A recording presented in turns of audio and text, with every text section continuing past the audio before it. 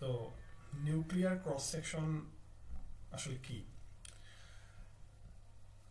যখন আমরা একটা মানে টার্গেট অ্যাটমের সাথে একটা প্রজেক্টাইলের ইন্টারাকশন করাচ্ছি, তো এই ইন্টারাকশনটা হবে কি হবে না সেটা ডিপেন্ড করে হচ্ছে দুইটা জিনিসের উপর। একটা হচ্ছে কি ধরনের পার্টিকেল দিয়ে আমি ইন্টারাকশনটা করাচ্ছি, মানে পার্টিকেলের টাইপ। এটা যদি নিউট্রন হয় তাহলে রিয়েকশনটা হতে পারে, যদি প্রোটন হয় ওই ক্ষেত্রে অন্যভাবে রিয়েকশনটা হবে। দুই হচ্ছে এনার্জি অফ দ্য পার্টিকেল, এই যে পার্টিকেলের যে এনার্জি তার উপরে বেসিক্যালি এই দুইটা জিনিসের উপর মানে ইন্টারাকশনটা ডিপেন্ড করে। আরেকটা জিনিসের উপর ডিপেন্ড করে, সেটা হচ্ছে টার্গেটের উপর। যদি মানে রাফি যদি বলি টার্গেটের উপর ডিপেন্ড করতে পারে। যদি মানে একসঙ্গে যদি হিলিয়াম কোনো নিউক্লিয়াস থাকে, টার্গেটটা যদি হিলিয়াম নিউক্লিয়াস থাকে, অথবা এর জায়গায় যদি আমি হচ্ছে যদি ইউরেনিয়াম দিই, তাহলে ওই ক্ষেত্রে আবার ইন্টারাকশনটা অন্যরকম হবে বা হওয়ার চান্সটা অন্যরকম। তো মোটামুটি বলতে গেলে এই তিনটা জিনিসের উপর, আর সবচেয়ে বেশি ডিপেন্ড করা হচ্ছে এই প্রথম দুইটা জিনিসের উপর, যে ইন্টারাকশনটা হবে কি হবে না। তো নিউক্লিয়ার ক্রস সেকশনটা আসলে মানে কি, মানে একটা ইন্টারাকশন ক্ষেত্রে মানে নিউক্লিয়ার ক্রস সেকশনটা আসলে কি বোঝায়? তো যদি ডেফিনেশনটা লিখি, যে nuclear cross section is that area around the nucleus facing the incident particles within which the incident particles will lead to an interaction. তো বেসিক্যালি এই ডেফিনেশনটা যেটা বলতেছে যে একটা মানে যদি টার্গেট থাকে, আমরা চিন্তা করি এটা যদি পৃথিবী হয়, আর্থ, আর্থ থেকে মানে এখান থেকে যদি একটা মিটিওরাইট হচ্ছে পৃথিবীর দিকে ধেয়ে আসে, একটা জিনিস চিন্তা করি যে যদি খুব বেশি ডিস্টেন্সে যদি যায় একটা মিটিওরাইট, তাহলে কিন্তু আর্থের সাথে কোনো ইন্টারাকশনটা করবে না, এটা শুধু চলে যাবে। কিন্তু যদি কাছাকাছি একটা ডিস্টেন্সে যদি থাকে, তাহলে পৃথিবীর যে গ্র্যাভিটেশনাল পুল, এই কারণে হচ্ছে এই মিটিওরাইটটা হচ্ছে নিজের দিকে টেনে নেবে। তো একটা নির্দিষ্ট পরিমাণ এরিয়ার মাঝখান দিয়ে যখন এই মিটিওরাইটটা যাবে, আমি যদি এই এরিয়াটাকে এইভাবে যদি ডিনোট করি, এইটুকু এরিয়া, এই এরিয়ার মাঝখান দিয়ে যেখান দিয়ে আর কি মিটিওরাইটটা যাক না কেন, পৃথিবীর সাথে এটা কলিশন হবে। এই মিটিওরাইট মানে আমি এইভাবে হচ্ছে এই এরিয়াটারে ডিফাইন করলাম, এতটুকু এরিয়ার মাঝখান দিয়ে। তো আবার যদি এখান দিয়ে যায়, তাহলে এখানে গিয়ে গ্র্যাভিটেশনাল পুলের কারণে আর্থে গিয়ে পড়বে, মানে ইন্টারাকশনটা হচ্ছে। কিন্তু এই এরিয়ার বাইরে দিয়ে যদি চলে যায়, তাহলে ওই ক্ষেত্রে কোনো ইন্টারাকশন হইতেছে না। তো এই যে এরিয়াটা আমি যে ডিফাইন করলাম, এই এরিয়াটারে আমি বলবো হচ্ছে ক্রস সেকশন। বেসিক্যালি এই ক্রস সেকশনটা আমরা বলতেছি হচ্ছে নিউক্লিয়ার ক্রস সেকশন, অথবা অনেক সময় এটা বলা হচ্ছে microscopic cross section. Microscopic cross section যখন একটা পার্টিকুলার নিউক্লিয়াইডের সাথে ইন্টারাকশন হবে কি হবে না, সেটা যখন আমরা কনসিডার করি, তখন আমরা হচ্ছে এই মাইক্রোস্কোপিক ক্রস সেকশনের ধারণাটা আনি। এখন চিন্তা করতে পারি যদি একটা নিউক্লিয়াস থাকে, নিউক্লিয়াসের রেডিয়াস প্রায় 10⁻15 মিটারের মতো। তো কিন্তু আমরা যখন দেখি যে একটা ইন্টারাকশন হচ্ছে, যদি এই ডায়ামিটার বা মানে 10⁵ এর 2 তাহলে এটা ডায়ামিটার, এটা 2 × 10⁻15, আমরা যখন দেখি যে এই ডায়ামিটারের চেয়ে উপর দিয়েও যদি যায়, মানে 2 × 10⁻15 এর উপর দিয়েও যদি কোনো একটা মানে কি বলে অ্যাটম বা হচ্ছে কোনো একটা প্রজেক্টাইল যদি যায়, কোনো একটা পার্টিকেল যদি যায় এই নিউক্লিয়াসের সাথে সে ইন্টারাকশন করে, তার মানে অবশ্যই হচ্ছে ক্রস সেকশনটা এমন মানে একটু বেশি এরিয়া জুড়ে আছে। তার মানে এইটুকু এরিয়ার মধ্যে দিয়ে যদি হচ্ছে মানে কোনো একটা নিউক্লিয়ার যায়, কোনো একটা পার্টিকেল যদি যায়, ইন্টারাকশন হবে। কিন্তু যদি এর বাইরে দিয়ে যায়, তাহলে ওই ক্ষেত্রে ইন্টারাকশনটা হবে না, এটা সোজা চলে যাবে এই পার্টিকেলটা। তাহলে ক্রস সেকশন হচ্ছে এই যে এরিয়াটা, এটা আমরা সিগমা দ্বারা প্রকাশ করি। কিন্তু প্রশ্ন হচ্ছে যে এই সিগমাটা ডিপেন্ড করে হচ্ছে মানে এই পার্টিকেলের এনার্জি কত ছিল ইনিশিয়াল, কাইনেটিক এনার্জি যদি বেশি হয় অনেক সময় ক্রস সেকশন কমে যায়, আবার যদি পার্টিকেল এনার্জি যদি কম হয় ওই ক্ষেত্রে আবার দেখা যায় ক্রস সেকশন বাড়তেছে। তো এই যে ক্রস সেকশনটা এটা একটা ফাংশন কার, এটা হচ্ছে প্রজেক্টাইলের এনার্জির একটা ফাংশন। আচ্ছা, আমরা একটু বিস্তারিত আরো দেখবো যে ক্রস সেকশনটা আসলে যে একটা এরিয়ার সমান হয় এটা কিভাবে হয়, একটা শর্টে একটা আমরা ডেরিভেশন দেখব। তো তার আগে আমি ধরতেছি যে আমার এটা একটা টার্গেট, এটা যদি টার্গেট হয় আর এখান থেকে যদি একটা পার্টিকেল আসে, আচ্ছা এটা পার্টিকেল না, এটা আমি একটা অ্যাক্সিস ডিফাইন করলাম, এটা একটা অ্যাক্সিস, এটা হচ্ছে এক্স অ্যাক্সিস। তো আমি ধরতেছি যে একটা একটা ডিস্টেন্সে এই অ্যাক্সিসের উপর বি ডিস্টেন্স থেকে একটা পার্টিকেল যাচ্ছে সোজা। তো এটা যখন যাবে এর সাথে ইন্টারঅ্যাকশন হওয়ার একটা চান্স আছে। তো এটা ধরলাম যে এটা যদি পজিটিভ হয়, এটা যদি পজিটিভ চার্জ হয় তাহলে অবশ্যই বিকর্ষণ করবে, তার মানে এটা এদিকে চলে যাবে। আচ্ছা, যদি এর উপর দিয়ে যায়, আমি ধরলাম যে এর উপর দিয়ে গেলে কোনো রকম ইন্টারঅ্যাকশন হবে না, এটা সোজা চলে যাবে।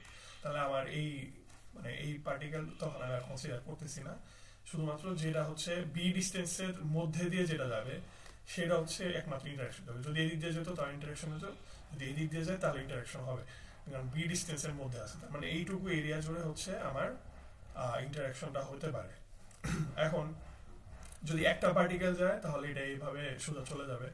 যদি দুইটা পার্টিকেল যায়, যদি এদিক দিয়ে বা এটার পাশ দিয়ে যদি আরেকটা পার্টিকেল থাকে এটার পাশে, তো এই দিক দিয়ে যাবে। আবার যদি আরেকটা পার্টিকেল এদিক দিয়ে যায় তাহলে ধরলাম যে হচ্ছে এদিক দিয়ে যাবে। তো একটা জিনিস খেয়াল করি, যদি জিনিসটা এরকম হয়, এরকম কিছু পার্টিকেল আছে, সরি এখানে যদি শুধু পার্টিকেল থাকে এই পুরো একটা মানে বৃত্ত জুড়ে আর কি, এই পার্টিকেল গুলা যদি হয়ে এই অ্যাক্সিস বরাবর যদি যায়, এখানে যদি টার্গেটটা থাকে, তাহলে জিনিসটা যেটা হয় যে এই প্রত্যেকটা ইন্ডিভিজুয়াল পার্টিকেল প্রত্যেকটার সাথে ইন্টারঅ্যাক্ট করে এখানে একটা বড় একটা বৃত্ত সে তৈরি করবে।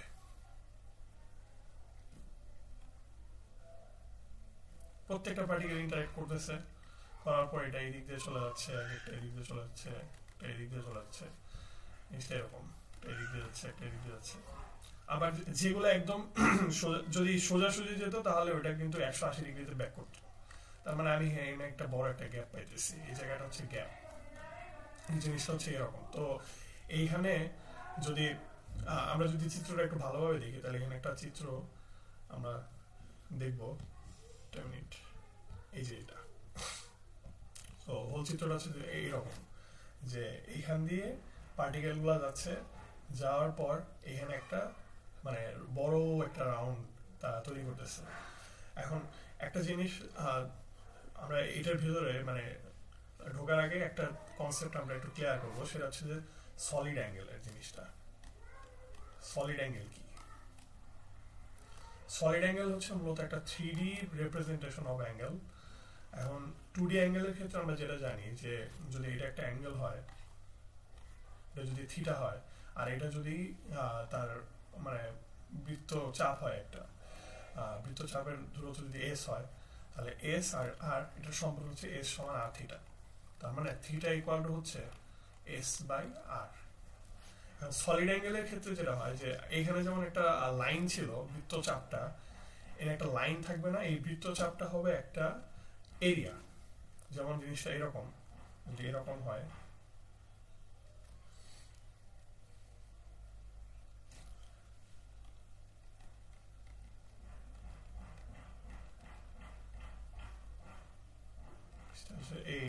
এই চারটা মাথা থেকে মানে চারটা লাইন যাবে আর কি এই বরাবর।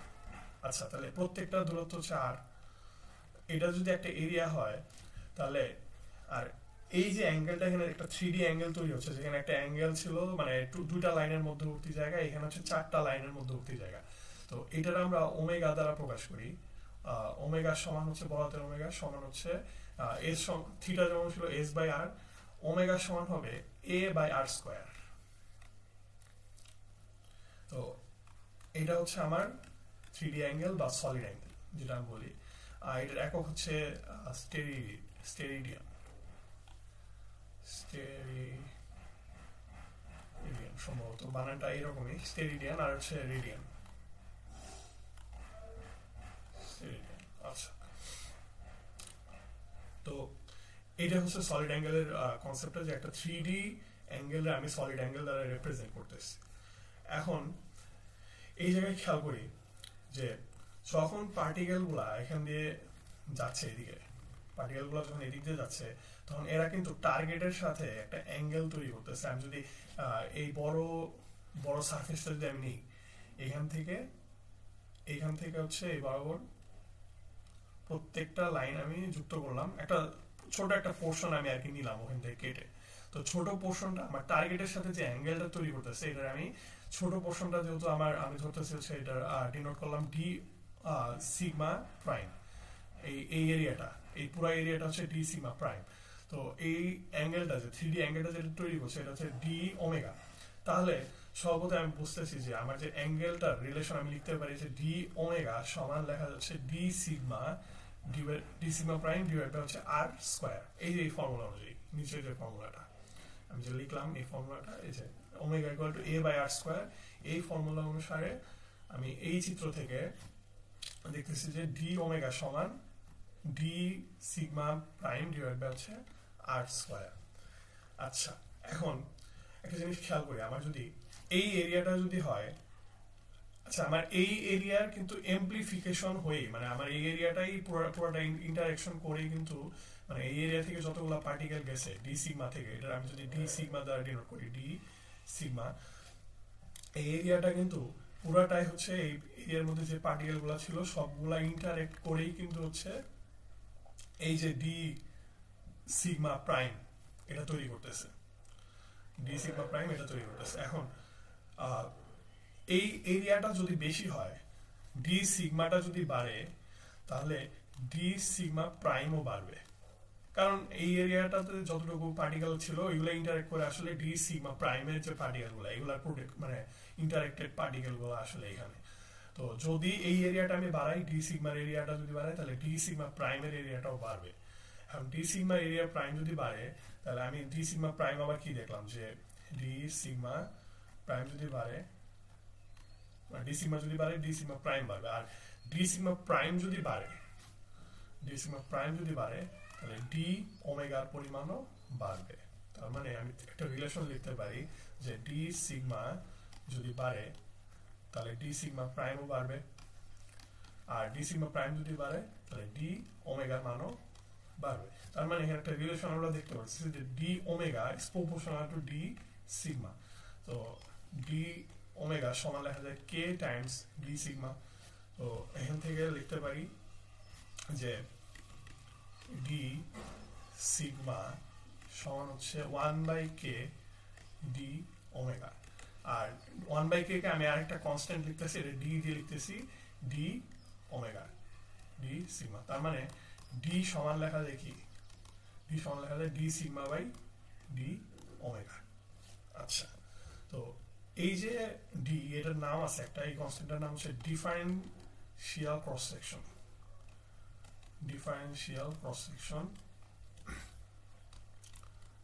আর এই যে ডি সিগমাটা, এটা হচ্ছে আমার শুধু একটা মানে ক্রস সেকশন, যেটা হচ্ছে মানে যেটুকু পার্টিকেল আর ইন্টারেক্ট করছে। এই যে ডি সিগমা কতটুকু ছিল, যে এই যে পার্টিকেলটুকু, মানে এই ডি সিগমা এতটুকু হচ্ছে সেই পার্টিকেল গুলা যেগুলো হচ্ছে আমার ইন্টারেকশনে অংশগ্রহণ করছে। যদি এটার বাইরে দিয়ে যদি কোনো পার্টিকেল থাকে, যদি এখান দিয়ে কোনো পার্টিকেল যদি যায়, তাহলে কিন্তু এগুলো ইন্টারেকশন করবে না। শুধুমাত্র এই এরিয়ার মাঝখান দিয়ে যে পার্টিকেল গুলা গেছে, বা এটার ভিতর দিয়েও যে পার্টিকেল গুলা গেছে, এইটা হচ্ছে আমার মানে ক্রস সেকশন, বা এইটুকু হচ্ছে আমার যে পার্টিকেল গুলো ইন্টারেকশনে গেছে ওই পার্টিকেল গুলার একটা মানে কম্বিনেশন বা কালেকশন। এখন ডি সমান পাইছি হচ্ছে d sigma by d omega. এখন একটা লং একটা ক্যালকুলেশনের পরে আমরা এই ক্যালকুলেশনে যাব না। ক্যালকুলেশনের পর আমরা লিখি যে ডি ডি এর একটা এক্সপ্রেশন আমরা পাই। তো ডি এর এক্সপ্রেশনটা যেটা হচ্ছে সেটা হচ্ছে যে টার্মিনেট একটু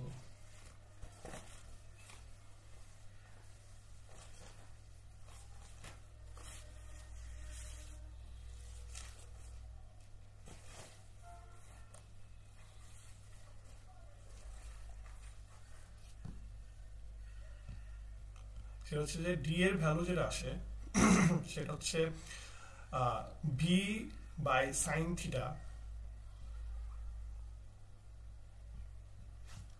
B by sine theta times হচ্ছে ডিবি বাই ডি থিটা। এখানে ডি হচ্ছে শুধুমাত্র আমি চিন্তা করতেছি যে থিটার উপরে, থিটাটা কোনটা, থিটা হচ্ছে এই যে এই অ্যাঙ্গেলটা, অ্যাঙ্গেল হচ্ছে থিটা। মানে আমার প্রত্যেকটা যে পার্টিকেল আছে এগুলো যে ইন্টারেকশনের উপরে যে পাথে যাচ্ছে, এটা যদি টার্গেটটা হয় আর এটা যদি হচ্ছে আমার প্রজেক্টাইলটা হয়, প্রজেক্টাইলটা যাওয়ার পর এই হরাইজন্টালের সাথে যে অ্যাঙ্গেলটা তৈরি করতেছে এটা হচ্ছে থিটা। আমি অ্যাজিউম করতেছি যে মানে আমার স্ক্রিনের দিকে কোনো অ্যাঙ্গেল মানে ইন্টারাকশনের পার্টিকেল আসতেছে না, এগুলো একটা 2D একটা ইন্টারাকশন হচ্ছে এখানে। আমি ধরতেছি সাপোজিং যে 2D ইন্টারাকশন হচ্ছে, এখানে কোনো 3D ইন্টারাকশন হচ্ছে না। তো একটা 2D ইন্টারাকশনের জন্য ডি এর যে এক্সপ্রেশনটা আছে সেটা হচ্ছে b by sine theta by DB by D theta. এখানে বি তো বললাম কোনটা, বি হচ্ছে এই যে এইটুকু, বি হচ্ছে এই ডিস্টেন্সটা হচ্ছে বি। তো এখন আমি যদি ধরি যে একটা হার্ড স্ফিয়ার স্ক্যাটারিং হচ্ছে, যে এটা যদি একটা টার্গেট হয় যেটা হচ্ছে পুরোপুরি হার্ড, এটা কোনো অ্যাবজর্পশন করে না, এখান থেকে ডিরেক্টলি হচ্ছে একটা পার্টিকেল যদি আসে, আসার পর এটা সোজাসুজি ধাক্কা খেয়ে একদম 90 ডিগ্রি অ্যাঙ্গেলে চটকে যায় এরকম। তো এটা 90 ডিগ্রিতে নেওয়া যেতে পারে, এটা একটা অ্যাঙ্গেল তৈরি করতে পারে। তো এই অ্যাঙ্গেলের যে রিলেশনটা সেটা হচ্ছে আমি একটু যদি এভাবে আঁকাই, সরি, আমি একটা টার্গেট নিলাম, টার্গেটটা পুরোপুরি একটা হার্ড স্ফিয়ার যেটা কোনো রকম অ্যাবজর্পশন করে না, মানে টোটালি একটা স্ক্যাটারিং একটা রিঅ্যাকশন দেয়। তো মানে আসার পরে ধাক্কা খেয়ে চলে যাবে। তো যদি চিত্রটা যদি আমি একটু দেখি, এখানে এই স্ফিয়ারটার সাথে এই পার্টিকেলটা ইন্টারাকশন করার পর এটা ধরলাম যে হচ্ছে পুরোপুরি একটা অ্যাঙ্গেলে 90 ডিগ্রি একটা অ্যাঙ্গেলে এটা চলে গেল সাপোজ। তো এইখানে আমি যদি আরেকটু উপরে আঁকাই চিত্রটা, অ্যাঙ্গেল আমি আসলে এটা হচ্ছে আমার অ্যাক্সিসটা, আর এটা হচ্ছে আমার বি ডিস্টেন্সে একটা পার্টিকেল আসতেছে, তারপর এটা ধাক্কা খেয়ে চলে গেল সোজাসুজি 90 ডিগ্রি অ্যাঙ্গেলে। তো আমার দরকার হচ্ছে এই বি এর ভ্যালুটা, আমি ডি এর ভ্যালুটা বের করব। ডি এর ভ্যালু বের করার জন্য আমার বি এর ভ্যালুটা জানা লাগবে। তো এখানে B by sine theta value আসতেছে B by sine theta divide by DB by D theta. তো এখানে আমার যদি বি এর ভ্যালুটা বের করতে চাই, এখানে এটা যদি আমার সেন্টারটা হয়, সেন্টারের সাথে আমি ধরলাম যে একটা আলফা কোণ তৈরি করছে, এটা একটা আলফা কোণ তৈরি করছে, তাহলে এটাও ধরলাম যে হচ্ছে আলফা, আর এটা হচ্ছে আমার 90 বা হচ্ছে থিটা, হচ্ছে আমার থিটা অ্যাঙ্গেল। তো কারণ আমি বলছিলাম যে ইন্টারেকশনের পরে যে অ্যাঙ্গেলটা তৈরি করে এটা হচ্ছে থিটা, এই যে এই জায়গাটা হচ্ছে থিটা, এই অ্যাঙ্গেলটা হচ্ছে থিটা, অ্যাঙ্গেলটা 90 হইতে পারে। তো এই ফর্মুলা থেকে আমি যেটা দেখতেছি যে চিত্র থেকে যে আলফা প্লাস থিটা এটা হচ্ছে 180 ডিগ্রি। তারপর এখানে যেটা আসতেছে 2 আলফা সমান আসতেছে পাই মাইনাস থিটা, তার মানে আলফা সমান আসতেছে হচ্ছে pi by 2 minus theta by 2। তাহলে আমি আলফা ভ্যালু পাইছি, এখানে যদি আলফার ভ্যালু যদি বসাই তাহলে বি এর ভ্যালু যেটা আসে সেটা হচ্ছে এই যে এই ত্রিভুজে এটা যদি বি হয়, পুরোটা যদি বি হয়, এটা যদি হচ্ছে আলফা হয়, তাহলে বি এর ভ্যালু আসবে হচ্ছে আর, রেডিয়াসটা হচ্ছে আর সাইন আলফা। তো আর সাইন আলফার ভ্যালু পাইছে হচ্ছে pi by 2 minus theta by 2। তো এখান থেকে আসতেছে হচ্ছে আর কজ থিটা বাই 2। তো অ্যান্সারটা আমি দেখি ঠিক আছে কিনা। হ্যাঁ ঠিক আছে, আর বি ইকুয়াল হচ্ছে আর কজ বাই 2। এখন ডি এর যে ভ্যালুটা, তাহলে কি আসবে এখানে, ডি এর ভ্যালুটা আমি যদি বসাই, ডি এর ভ্যালু যদি বের করতে চাই তাহলে বি এর ভ্যালুটা বসাতে হবে এই যে এই ইকুয়েশনে। তার মানে বি এর ভ্যালু হচ্ছে আর cos theta by 2 divide by হচ্ছে সাইন থিটা, আর D D theta R cos theta by 2। তো আমি যদি এই টোটাল ক্যালকুলেশনটা করি, আমি ক্যালকুলেশনে যাচ্ছি না, আমরা করে নেব। এটার সময় এটা যে ভ্যালুটা আসবে সেটা হচ্ছে আর square divide by 4, R square divide by হচ্ছে 4। তার মানে আমি টি এর ভ্যালু পেয়ে গেলাম। এখন আমার কাজ হচ্ছিল কি ক্রস সেকশনটা বের করা, যে আসলে ক্রস সেকশনটা কত, মানে একটা হার্ড স্ফিয়ারের জন্য কতটুকু জায়গা দিয়ে আসলে যদি হচ্ছে আমার পার্টিকেল গুলো যায়, হ্যাঁ, তাহলে ইন্টারেকশন হবে। এটা কি আদৌ বৃত্তের মতো হবে, নাকি এটা অন্য কোনো শেপ, এটা কি উপবৃত্তাকার শেপ হবে, নাকি এটা হাইপারবোলিক শেপ হবে, এটা আমি কিভাবে বুঝবো? তো আমি আসলে ওই ক্রস সেকশনটাই আসলে বের করতে চাচ্ছি, আমি ক্ষেত্রফলটা বের করতে চাচ্ছি, যে ক্ষেত্রফলের মাঝখান দিয়ে যদি পার্টিকেল যায় ইন্টারেকশন করবে, নাহলে যাবে না। এই ক্ষেত্রফলটা যে সবসময় বৃত্তের ক্ষেত্রফলই হইতে হবে এমন কোনো গ্যারান্টি নেই, কিন্তু হার্ড স্ফিয়ারের জন্য এই ক্ষেত্রফলটা কত হয়, এটা কি বৃত্তের ক্ষেত্রফল হয় নাকি উপবৃত্তের ক্ষেত্রফল হয়, এটাই দেখবো। তো ডি এর ভ্যালু পাইলাম আর স্কোয়ার ডিভাইড বাই 4। তো এখানে এখন যদি আমি লিখছিলাম যে ডি ইকুয়াল হচ্ছে ডি সিগমা ডিভাইড বাই হচ্ছে ডি ওমেগা। তো এখান থেকে ডি সিগমার ভ্যালু আসে হচ্ছে ডি ডি ওমেগা। তো আমি যদি পুরা সিগমার ভ্যালুটা টোটাল ক্রস